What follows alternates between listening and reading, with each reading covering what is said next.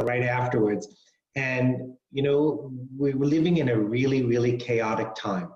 And China Institute was founded in 1926 at a time of real chaos that was going on in China.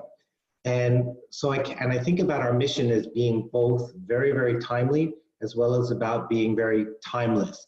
And we're here to help connect people and help America better understand some of the underlying, you know, causes and issues and ways to sort of better understand what is arguably, you know, the planet's, you know, one of the most important other countries to occupy the planet. And if nothing else is apparent, it's certainly apparent that there is a dearth of trust between America and between China. And I can't think of anything more emblematic that underscores the paucity of trust than the way that America sees technology and the way that America sees companies like Huawei and see the role and what these elements mean for us. And so I'm just delighted to be able to hopefully shed some light and give people some insight and tools that'll help them sort of at least address and think about some of these really important issues as we live in a time of chaos. It's funny, I might add for you, we have our gallery brings artwork coming from China, and the exhibition before last was called Art in the Time of Chaos. And people said, you know, maybe the timing of that exhibit was a little bit ahead of its time. And in some ways, for an organization that's 96 years old, sometimes we can be ahead of our times. And I hope we're ahead of our times in getting to a deeper understanding of technology, of the role of data, and the way that America thinks about this when it thinks about these things as they relate to China. So you didn't come to listen to me. I'll just make one last pitch, and that is please go to our website. Please stay connected with us. Please consider enrolling and joining up so that you can establish and demonstrate your support for us, which is in turn helps us with our stakeholders.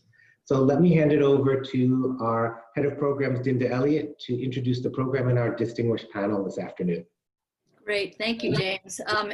We may have to bring that exhibit, Art in the Time of Chaos, back to China Institute. But anyway, I want to thank you so much for joining us today for this important conversation to the audience and especially to our wonderful speakers today. We have Gary Rochelle is one of the most respected investors in China and a real expert on the tech sector, in particular in China and the United States. His VC firm, Qiming Venture Partners, specializes in the tech and healthcare sectors and has successfully invested more than 30 companies that have grown to more than $1 billion in valuation. It's probably more than that by now, but that's what I found. We have Sam Sachs, is a cybersecurity policy and China digital economy fellow at New America. Her research focuses on information and communication technology policies, particularly in China.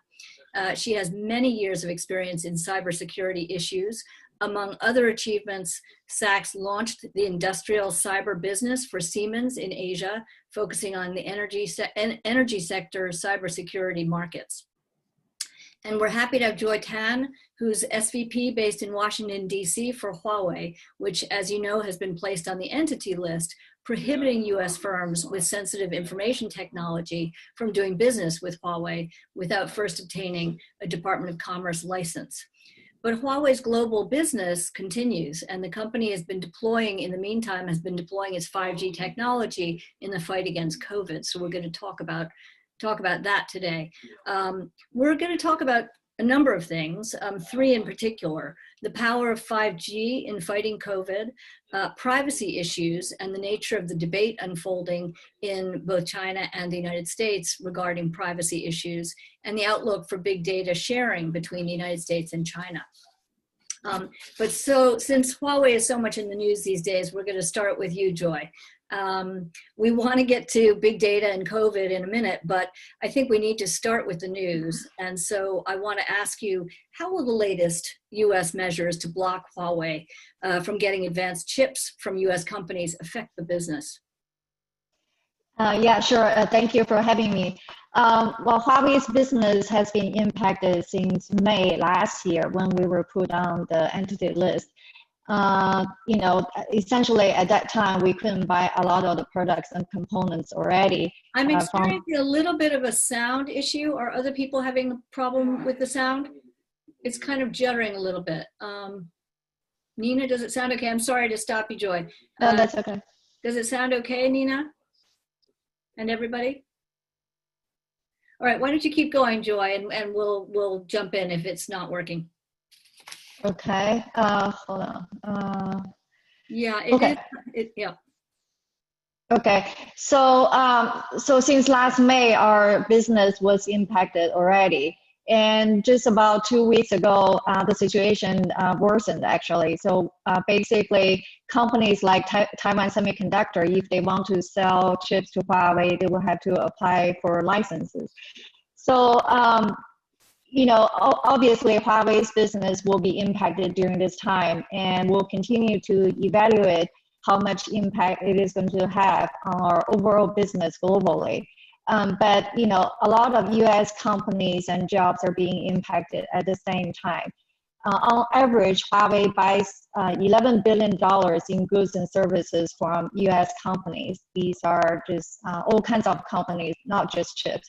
So that equates to about 50,000 indirect jobs in the US. And, you know, the situation in the semiconductor industry, we know US has the largest market share in the world, about 50%. And then China is the biggest semiconductor market, and the demand comes from China. It's about 23% of the overall market. So based on the recent projection by Boston Consulting Group, if the situation like this continues, we'll see the revenue drop for US chip companies, probably like a 16% drop in revenue for these companies in the next 3 to 5 years. And if they completely ban Chinese companies from US chip companies, the revenue drop for US is going to be about 37% in next to 3 to 5 years. So that's about 40,000 direct job in the US semiconductor industry. So that's a huge impact. I think over the long term, companies around the world, especially the chip manufacturers, have to you know, make a choice. If they decide to go with the Chinese tech sector because the huge market there, that will reduce the revenue and research and development for the US tech, the semiconductor industry. So I think, you know, long term, there will be significant impact for Chinese companies like Huawei and also US companies. Let's hear, thank you, Joy. Let's hear some American voices. I'd be really curious to hear from both Gary and Sam as to what kind of impact what is the impact of a policy like this on US companies, on the US economy? I'll jump in first.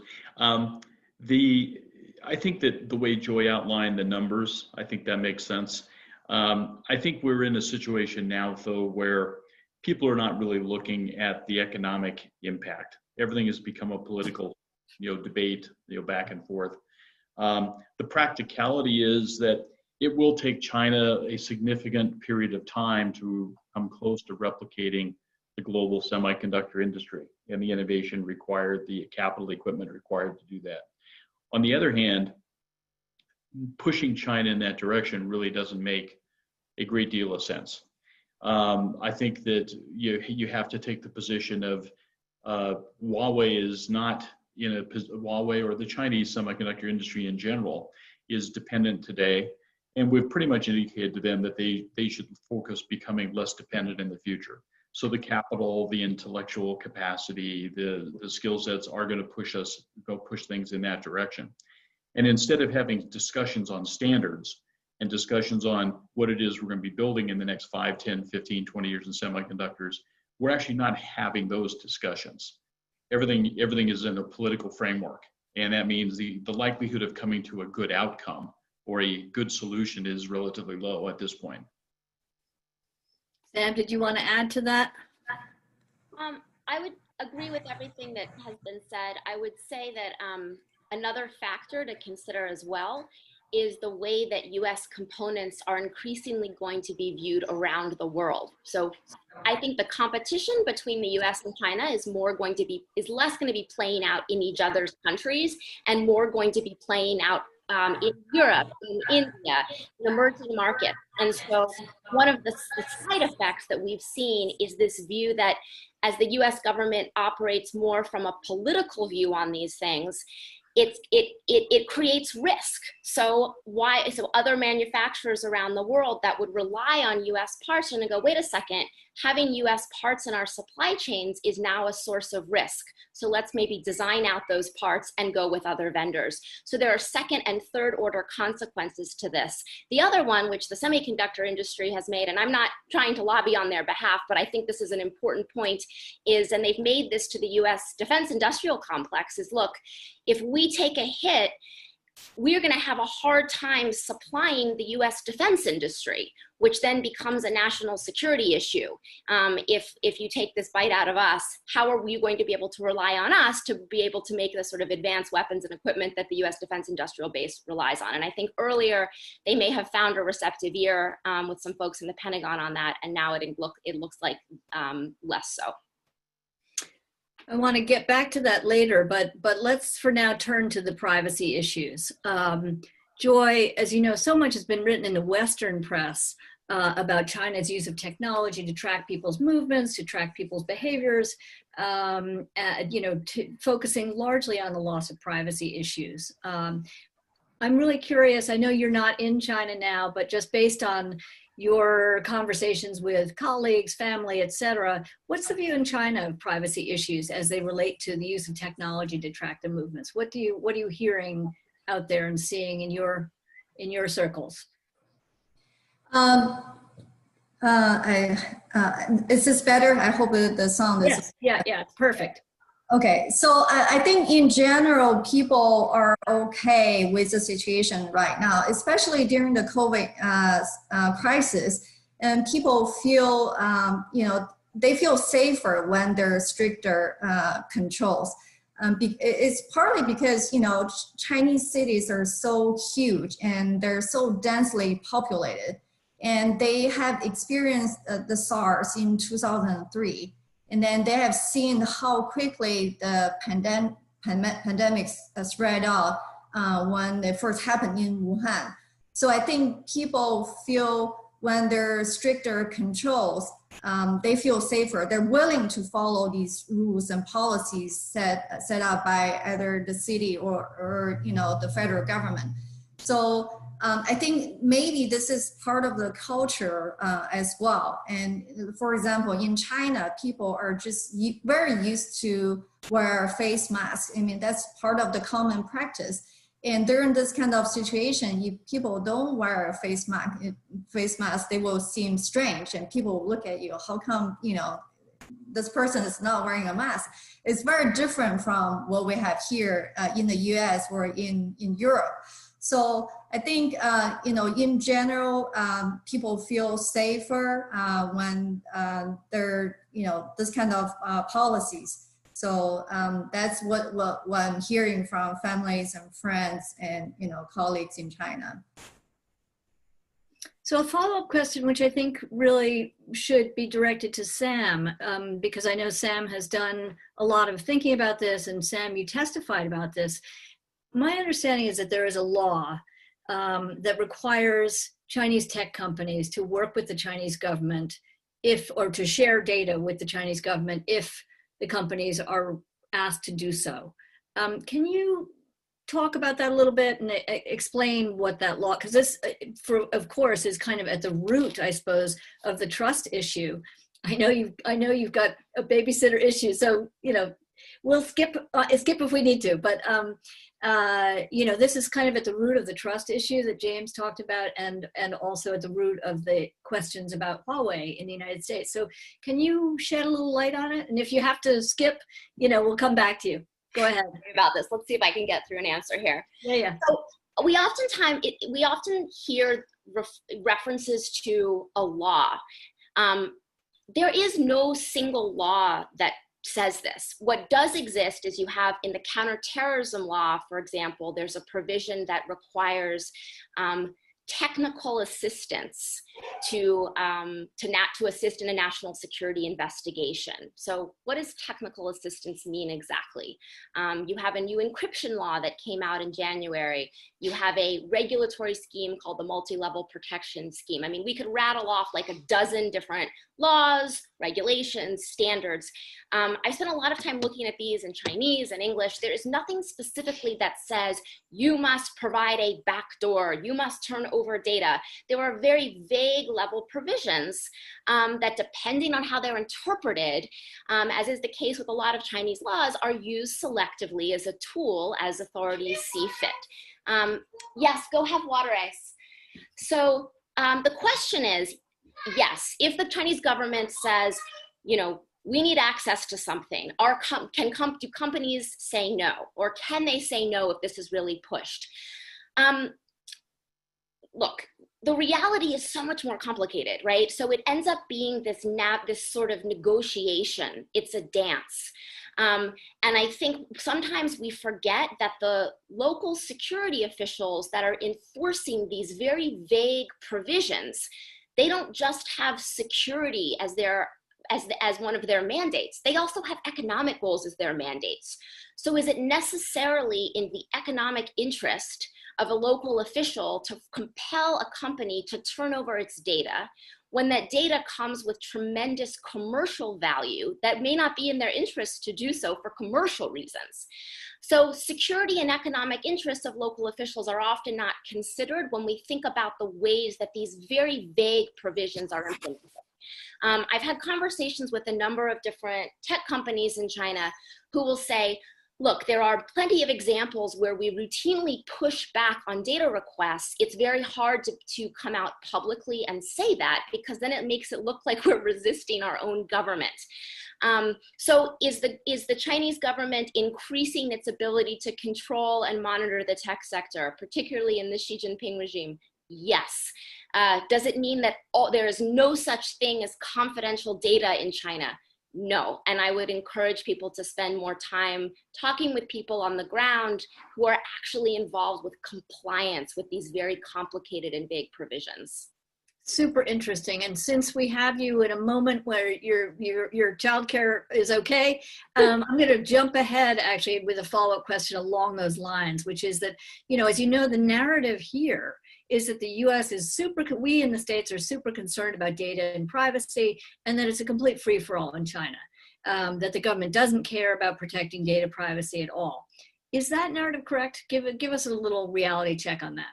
Yeah, so, and here again, if we look at the system of contact tracing apps that were rolled out in response to COVID, I think it's safe to say that there are valid concerns about once some of these troves of mobile data from smartphones have been tapped into as a way to identify and track infections, what happens after the pandemic? Is there a way to sort of walk that back? And Raymond Zhang at the New York Times, I thought, did a really excellent article where he highlighted some of the potential next steps here, where you have in Hangzhou, for example, the same apps that were used for contact tracing might now be put in place in a semi-permanent fashion to score people on health, and there's a lot of concerns. But what is also interesting is you've seen a lot of discussion from Chinese scholars, Chinese internet users who are pushing back and saying, you know, wait a second, there are provisions in China's cybersecurity law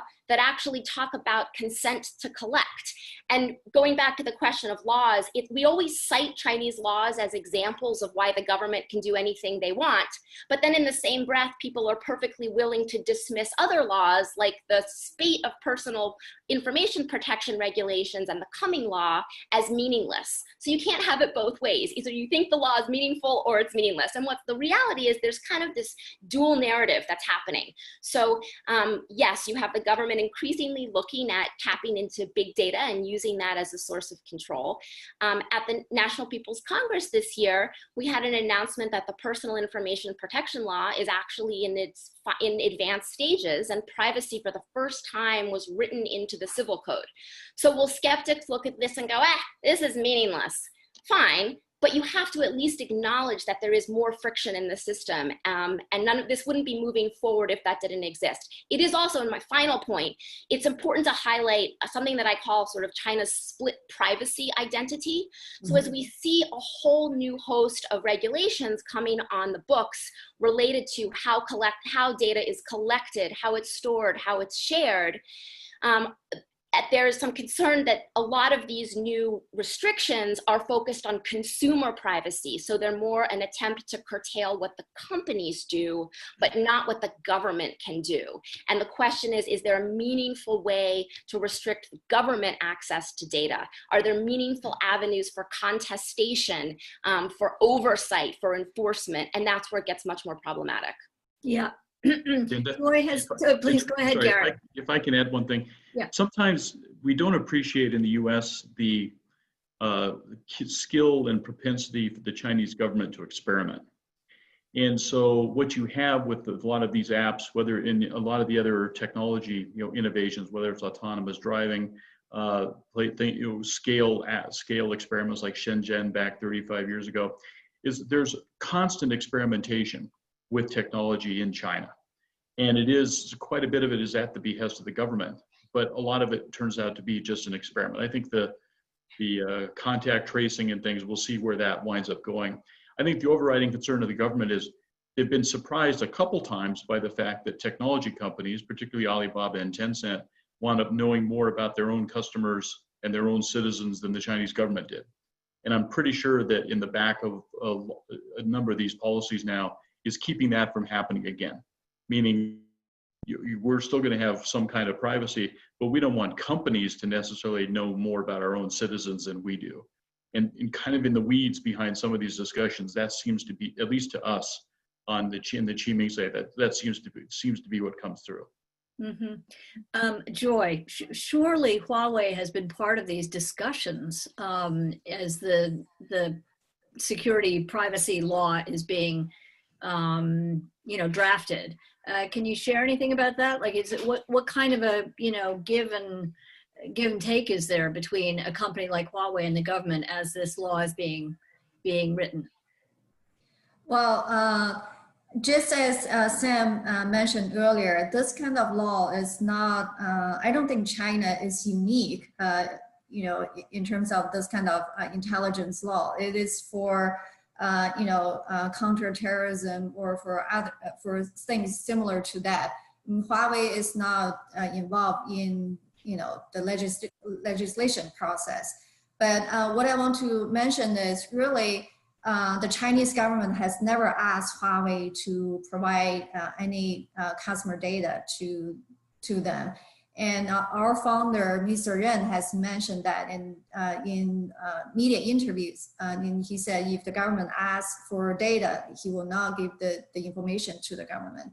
And then one very key aspect is really Huawei is an equipment vendor. After we sell the equipment to the operators, we no longer have access to the equipment. So the operators operate and maintain the network, and they have access to end users' data.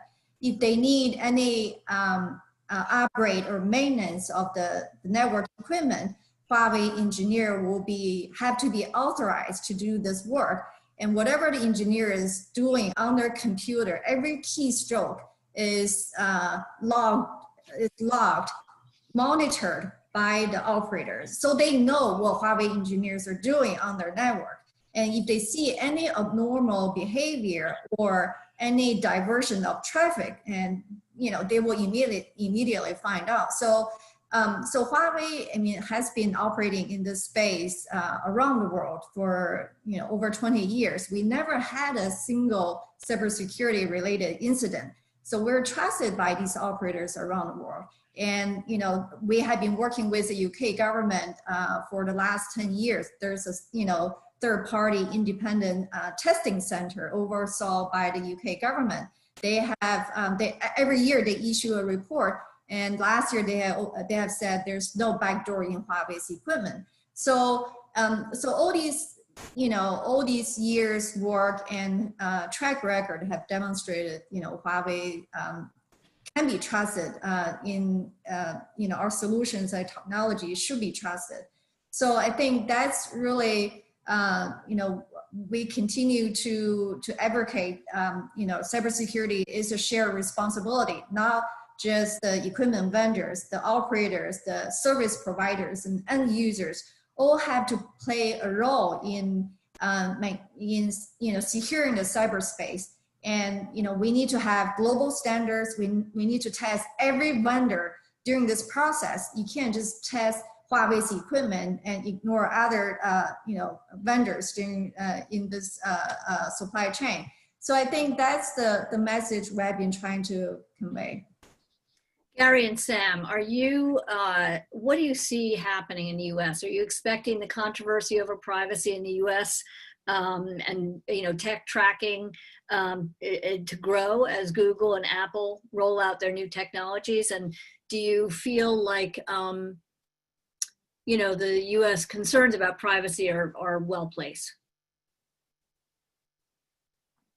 So if you look at, Apple and Google announced, or Alphabet announced their contact tracing apps, the reception, to say it was lukewarm would be very kind. And so there was virtually no receptivity to that at all. I think that everyone now is too obsessed with the combination of COVID, the combination of the protests in the streets of the cities in the US, you have the election. And I think what'll happen is there'll be some very hard analysis done as we look at the summer, and you start to see if cases start to spike again in COVID, we need to do more contact tracing. Communities start to insist on being able to know where you are, who you're with.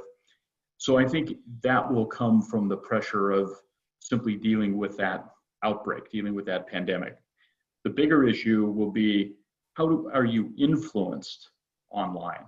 And I think nothing will happen on that before the election, but I expect during the election process, the term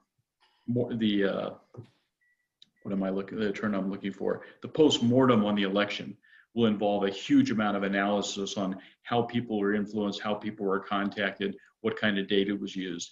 And so I think we're probably about a year away from having our hands on really the level of legal and political impact on how people view privacy in the US. If you ask the average American, they would say, obviously, yes, very much. But online, we don't behave that way at all.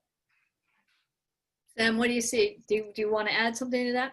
Well, I think one of the reasons why the Google Apple solution was met with far less than a lukewarm reception is almost it went so far on the side of privacy as to make itself sort of completely ineffective. So there's a question with these contact tracing solutions. There's different ways you can, one of the things is the data centralized or decentralized? Another is, are they mandatory or are they opt-in? And this is that classic trade-off, right?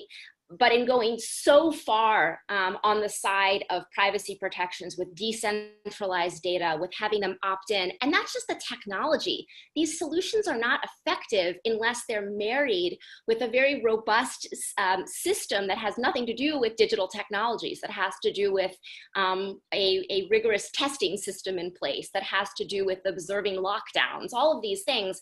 So the combination of those factors just made it ineffective. I will say, though, on this the broader question of U.S. privacy law, and this gets back to the issue of what kinds of restrictions are in place on Chinese companies, what kinds of restrictions are in place on U.S. companies. One of the things that I've been advocating is for all companies, we need more robust rules around retention and collection of data. And this is why having federal privacy law in the US is very much tied to national security issues related to Chinese companies. And the way to get at it is not to start playing whack-a-mole with different companies that you identify as a bad actor.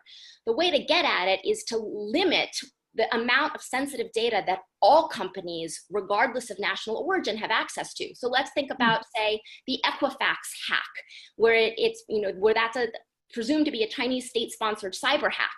Well, if Equifax Equifax never should have held on to the amount of data in the first place that would make it so vulnerable to being exploited by a sophisticated state actor. The same thing would go for a company like TikTok, right? If companies in the first place can't have access to that data, then that right there is a way to sort of prevent the kinds of, whether it's hacking, whether it's transfer back to a government that you don't want it to have access to. And in the meantime, what it does is it says, look, we're getting our own house in order, right? Because I think the idea that the sort of free-for-all Silicon Valley, don't regulate us because then we can't compete with China, that's just sort of a false binary. And we need to begin to sort of offer a more affirmative vision on our own about data governance. Hey, Sam, Yeah. sorry, have you seen more of a discussion now around companies holding data for particular time frames? Meaning something like Equifax, you needed certain information in order to approve someone for something, but after that, you don't. And so we have, the systems exist to allow that to happen. We just haven't administered them to enforce that. Absolutely. So this is why it's collection is one piece, but retention, how long are they holding the data, is really key to this too. So I totally agree. Wow, fascinating. So let's turn now to the question of how technology and big data are being used to fight COVID. And Joy, we'd love to hear a little bit about how Huawei is applying 5G technology to the fight against COVID in China. I know Huawei has been working with hospitals in Wuhan. Can you tell us a little bit about what you've been doing and how 5G has helped in fighting the virus? Yeah, Huawei has many different technologies from, 5G infrastructure to devices to cloud and AI. So we're applying all these technologies to help with healthcare, public safety, e-government, education. So I want to give you some examples. Wuhan built 2 brand new hospitals, and they built them like within 10 days. And Huawei was helping these hospitals to set up the 5G infrastructure, basically. So with 5G, and you can enable a lot of AI applications as well. So one of the key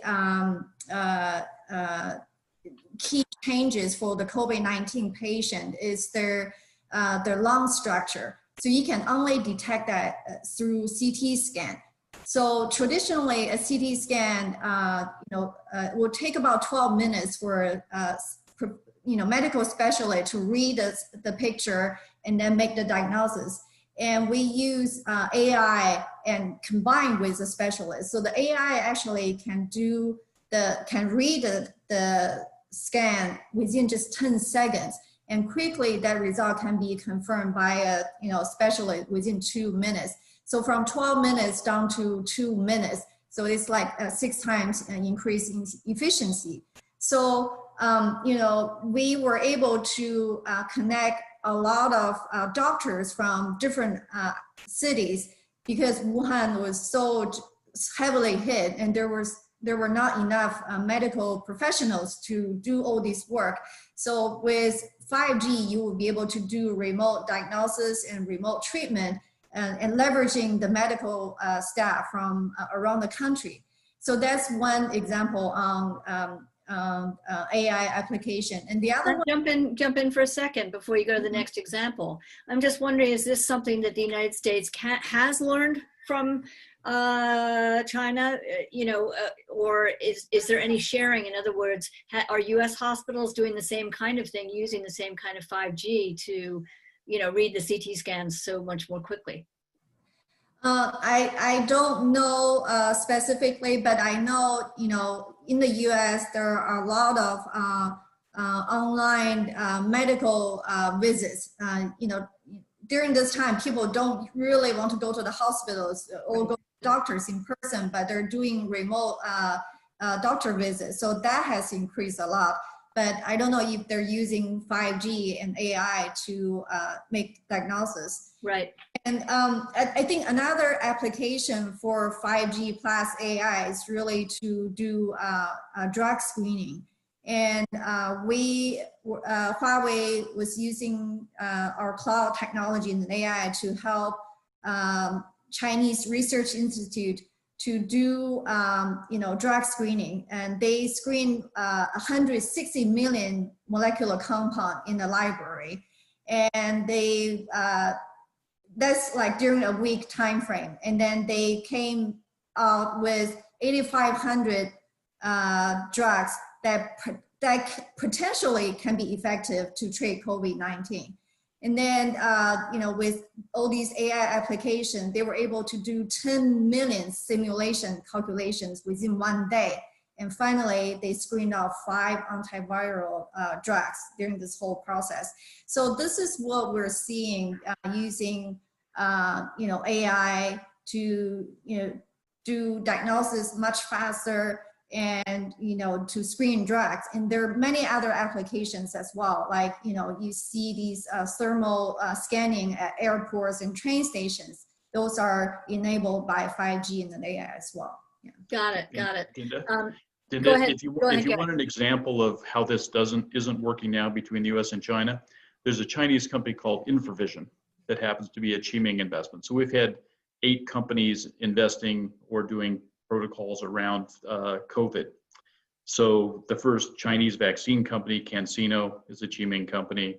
One of the first 3 companies to do the genome testing the genome typing was a Qiming company. And Infravision does what Joy was talking about, which is take CT scans and very rapidly determine whether or not your lungs have had any exposure to the virus, whether there's any active particles in the lungs. The US government made the decision they didn't want any help with this. It was proposed that this be brought to the US to help with screening, and the feedback was, we don't want AI support from China. And so that's where you start to see the politicization of the use of technology. So these systems are in Japan, they're at use in Italy, they're at use all over China. They have tens of thousands of patients now that they've been proven on. But the political process here said, we don't want to take that AI from China. So that's the mentality that hopefully we get away from at some point in the near future. So I want to jump in and say that in a few minutes, I'm going to open this conversation up to questions from the audience. So what you need to do is click on participants and raise your hand. Okay, there's a hand icon that you need to click on, and then when I see your hand raised, I will call on you and you'll be able to ask your question. But you know what, so time is precious, so let's jump into that question, which is really the ultimate concern, I suppose, which is what happens if we have a bifurcated world?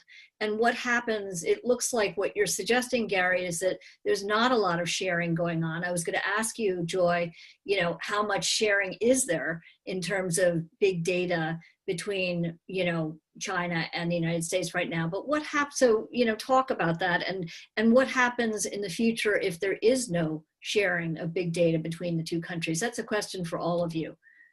Well, I think there is a great deal of collaboration. I mean, I think that it's not good form now politically to talk about it, okay. But I actually think there's a great deal of collaboration at the scientific level, academic level, large numbers of student transfers and so on. And so I think that the mistake that is going to happen is people will start to take the organizations that facilitate that, politicize that, and that'll make that much more difficult. Well, it's already happening, right? I mean, you already have Chinese scientists in America who are coming under scrutiny.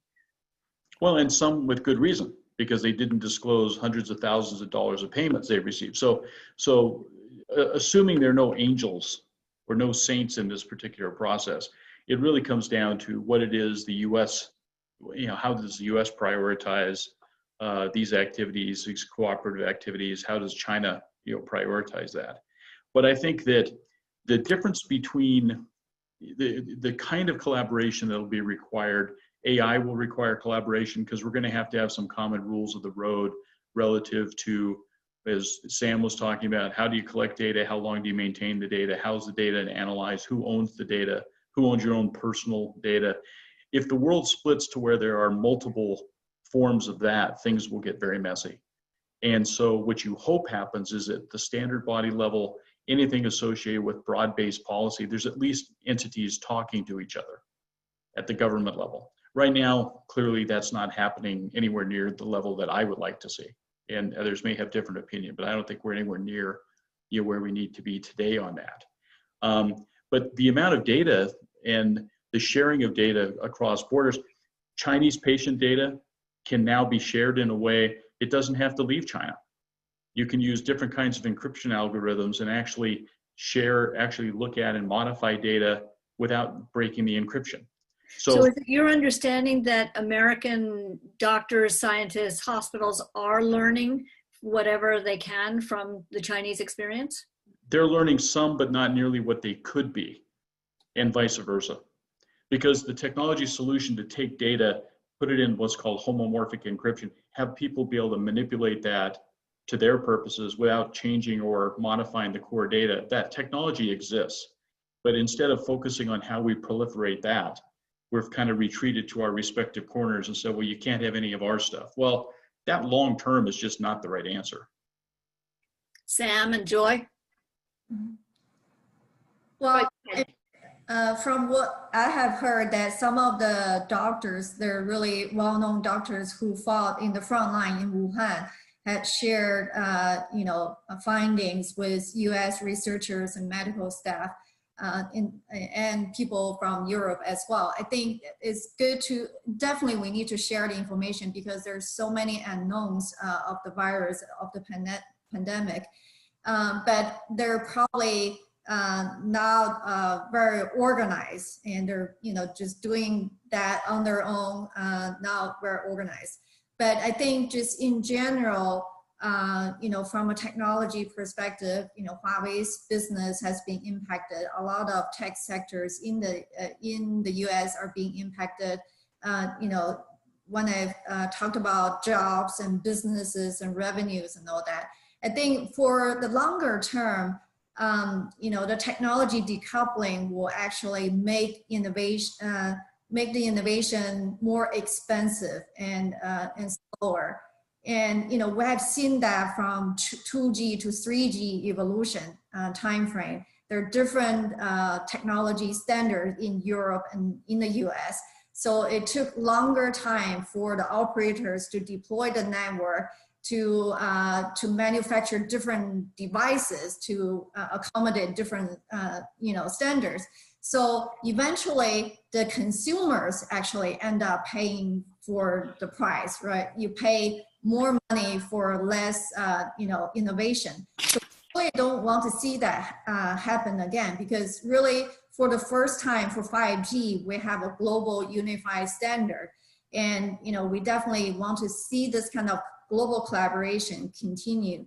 And I think, another impact of this kind of decoupling is really, this will make the cyber world more vulnerable. And when you eliminate one or two, key infrastructure players, and the remaining of the equipment vendors don't necessarily have incentive to embrace the industry leading technology for cybersecurity. And it creates more vulnerabilities, more single points of failure. So I think the cyberspace is going to be more vulnerable if you have less player, less competitor in the field.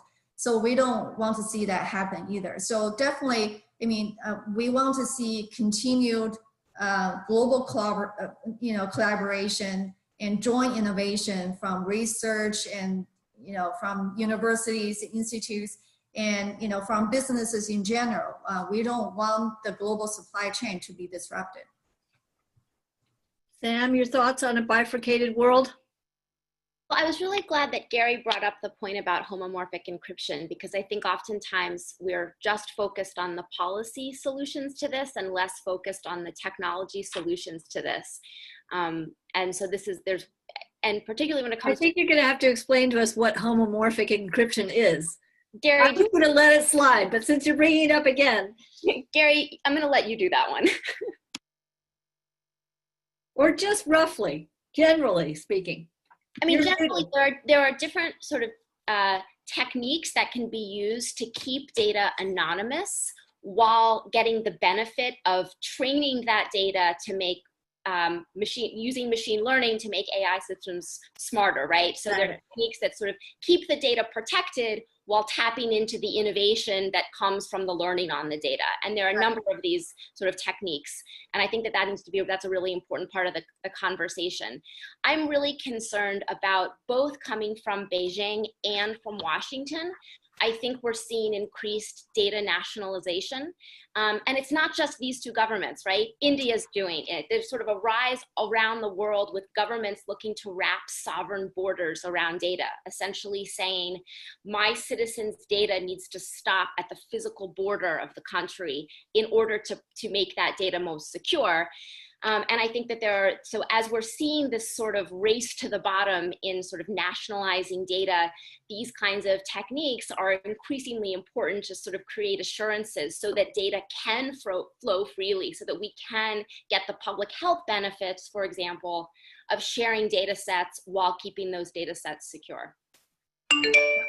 Okay, so I'm going to open it up to questions. I see a couple here right now.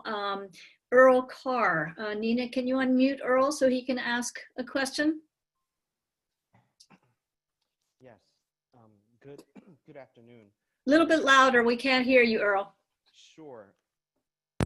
Good afternoon. That's better. Dorinda, can you hear me better now? Oh, sure can. Great. And great to see you, Gary. Thanks for a very lively discussion.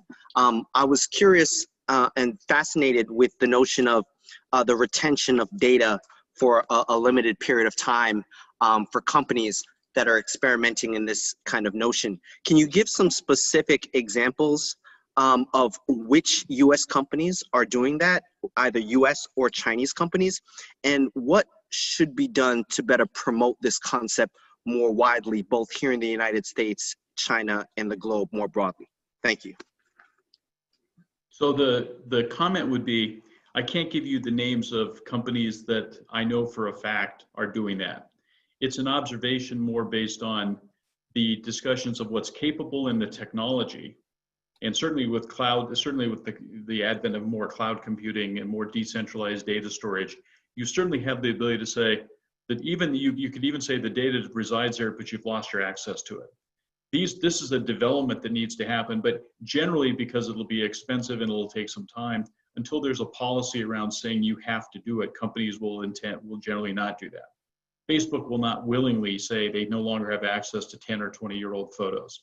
I mean, that's just not going to happen willingly. So I think we're in the process of, again, we don't right now have that conversation, but the technology is there to completely allow and facilitate that.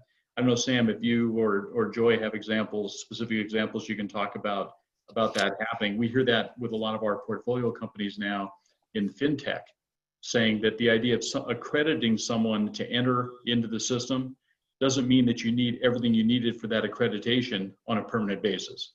So it's kind of like you access it as you need it.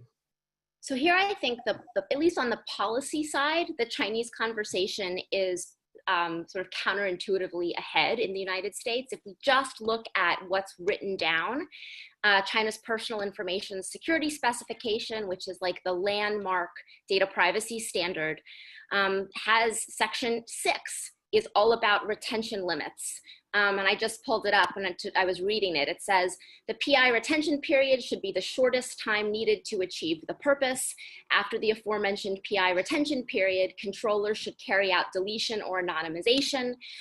There was also a guideline that came out in the early days of the virus. I'm about to get a visit from my son in a moment, so please excuse this interruption.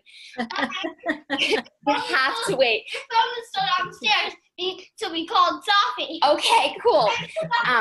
So there was a notice also that came out from the Cybersecurity Administration of China, I think it was in February, which similarly had retention limits on after sort of trying to control data from being used beyond sort of epidemiological or public health purposes. So again, we can debate how is this being implemented? How is it being enforced? Are there proper oversight mechanisms?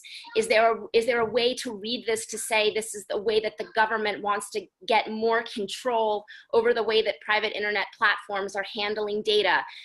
of course, it's a very complicated picture, but if we just look at from a policy conversation standpoint, there is nothing like that beyond sector-specific regulations in the United States for health data and in the financial sector. China's sort of moving out in the policy conversation. It's so fascinating. And insofar as China Institute is really committed to trying to add nuance and complexity to these conversations, you have certainly done that, all of you today. And I'm feeling maybe more confused, which is probably a good thing.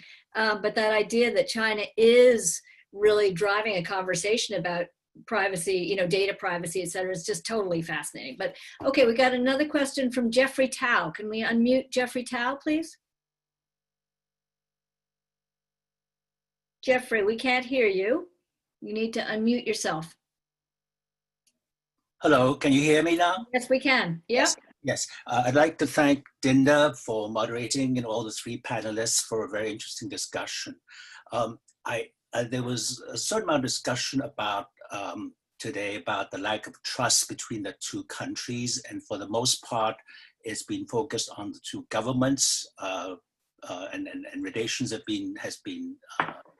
become increasingly tense, with escalating vitriol between the two sides, and that doesn't help. Now, there's mistrust between the two countries, but perhaps my concern is, as someone who has enduring and deep ties with both countries, is that the affection between the American and the Chinese peoples is starting to wane or decline. According to polls, 2/3 of Americans either mistrust or dislike China or the Chinese. Is this something we should be worried about, and what implications, negative implications, could that have on cooperation between the two sides, the peoples of the two sides, not only governments, on every front, science, medicine, technology, data protection? Could you please comment on that? Thank you. Great question. Anybody want to take that one about the waning? In the spirit of knowing that answering this question means you're wrong in whatever you say, I would say that when we have to get past the point where the leadership of both countries villainize the other. Because you have to, many of us, certainly probably all the 50, 60 people on this call, we have access to lots of different pieces of information. Very little of it comes from the government. That's not the case in China. You know, half of China receives most of its information on the news. That's tightly controlled. We have certain elected officials in the United States that have a very loud voice, and that has a very specific, focus. And neither of those entities are particularly trust-oriented. And it's very much against what I think the historical interaction has been between the Chinese people, American people, and so on. So until that mitigates itself, I think it's very, very difficult. I think it is a real risk. I have friends who believe things now in China that 2 or 3 years ago they never would have believed, just because it's been repeated 10, 20, 30 times. And I think that that's something that we need to be incredibly sensitive about and incredibly aware of. Yep. Any other comments? Can I just say something here? I am really concerned about this right now. And I think that, look, we've had, it's sort of a tradition in US politics to bash China to boost your electoral prospects. But I think right now, the stakes could not be more grave, right? We are talking about an election in the United States where I think that the US democracy is at stake.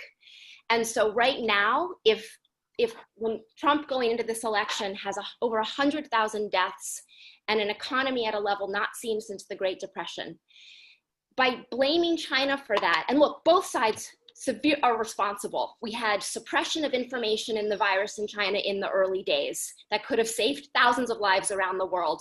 But we also had a flat-footed response by the Trump administration in February and March that also, so both of them have deaths on their hands. But for this president, Cyrus, you have to wait. For this president to look to get reelected, riding the card of popularity for blaming China, what's at stake here is US democracy. And I feel very emotional about this, and I try not to bring in emotion to this conversation, but I think particularly right now, it's very hard not to have this conversation and an understanding of how grave the stakes are. Yep. So I think we're all feeling very emotional. Go ahead, Gary. So Dana, one last thing was what Sam meant, what Sam really, I think, is referencing, which I feel also very emotional about, is the US used to approach things from the view of values. So the lens that we looked at the world was always a values-based lens. And people around the world tend to rely upon that. And that's a discussion that we really lose at our peril. If we lose that frame of reference, that is a huge loss for the United States. I don't expect China to change its system and suddenly become a higher trust society. But I do expect the US, I expect more of the US in that particular discussion. Joy, what do you see in terms of Chinese views of America? That's the other side of the coin, right? Well, I came to this country for school because I knew US has the best school system. And, I wasn't able to do the kind of research I wanted to do in China because at the time, there was not enough funding to do that. I was in biology, neuroscience. So that's why I came to the US to study. And then I stayed here. I think we're experiencing a very challenging time between the two countries, and there's a lot of distrust. And at the general public level, there are, I saw in New York there were this Asian hate crimes, right? That is because the COVID-19, and so we really need to work together. These two countries are so intertwined, and we cannot just completely separate. And there's so many things that are connected. We're doing joint research, we're doing development, we share the supply chain. So it's really, it is so important for us to continue to overcome whatever challenge we have today, to continue to work together. I mean, Huawei is caught in the middle of this, and sometimes it just feels almost impossible to deliver Huawei side of the message. But we just have to have a longer term of, view on this. We're going to struggle maybe for another year, another 3 years, but hopefully over the long term, we can work together. I think, we need to get people to understand each other more. That's what we're doing. We're trying to bring US journalists, influencers, or professors to China for them to see China, for them to see Huawei, so that they can better understand what this country, what this company is all about. So I think we need to continue to bridge that gap, the understanding gap, the culture gap, and the communication gap. And, we are here to help doing that and continue to help these two countries, help the people to understand each other better. So well put. I'm so sorry to the other people who wanted to ask questions. I think our time is really up, but I just wanted to thank you for sharing your wisdom. We heard about data nationalization. We heard about the need for continued global collaboration and joint innovation. We learned about homomorphic encryption, a new vocabulary word for me. And you all spoke very eloquently about the need to work together and the fact that we're so intertwined. So I just want to thank you for adding nuance and complexity, for confusing all of us more, which is a good thing. And I think, as human beings, we certainly hope that we can, those kinds of cutting edge solutions that scientists and data technologists, et cetera, are finding can be shared. So just thank you so much for joining us today. And everybody, I hope that you will sign up, become members of China Institute, because we are trying to bring nuance to these conversations. As Sam said, the stakes are very, very high right now. And we also feel very strongly about that. So thank you for participating and for having such an honest discussion about these issues. Thank you.